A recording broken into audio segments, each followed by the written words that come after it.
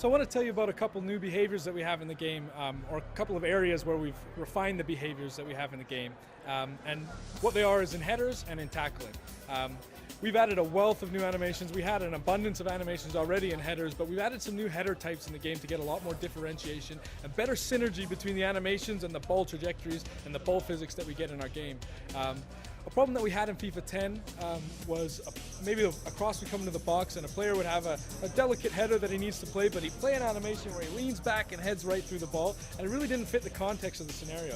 So what we've done this year is we've added a bunch of new animations in different buckets, and we've added glancing headers where he might just touch the ball to the side and redirect it to the corner, cushion headers where he takes some speed off the ball, plus we have the medium and high-powered headers that we had last year, and then one other type which is downward headers where he actually tries to get the ball down to the goal line and not put it over the bar. So there's a little bit of a game element to the downward headers as far as how you position your player. There's a game element to the power that you put on the glancing headers to try and get these different header types. And obviously they have their advantages, each of them. So it really opens up the heading game on corners and crosses when trying to finish a lot in our game.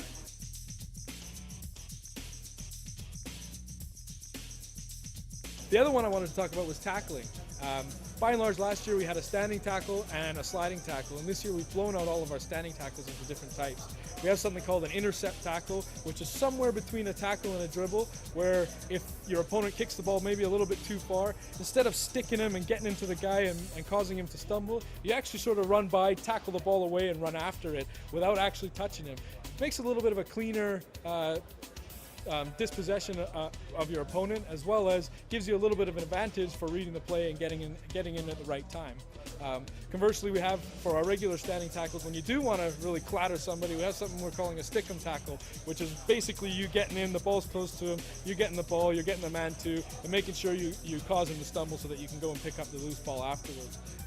We also have a tackle type called knock it away and retrieve, where it's kind of dicey whether he's going to have possession or not, whether you can stick him and actually get a piece of him. So you just knock the ball away, run around the other side or run that side, and then go and retrieve it after.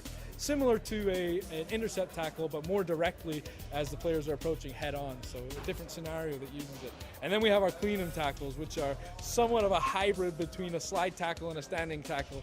And that's for the scenario where you're just sprinting full bore at somebody, trying to tackle them. And as you approach, because you're going so fast, he's got no other recourse but to go to ground and really try and take the guy out.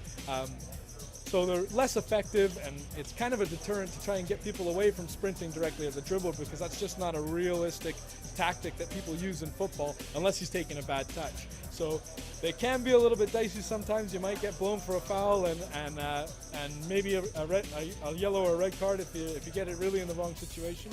But it forces you to manage your defending a little bit so that you're in control and always trying to position yourself to launch the best tackle you can. Makes an art out of defending, and I think it brings defending to life rather than mostly just holding the press button.